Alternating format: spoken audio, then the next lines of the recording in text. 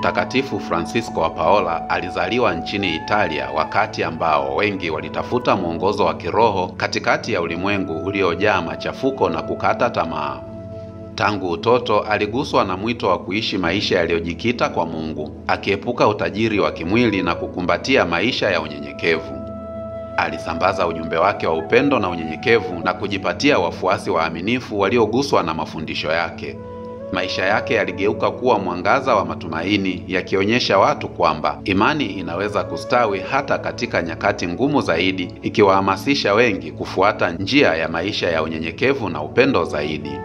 Mafundisho yake yaliendelea kuleta mvuto na kusababisha kuanzishwa kwa shirika la wakleri wa Paola lililojitolea kwa maombi na huduma. Hadithi yake inatufunza kufuasa njia yake ya upendo na kujitolea,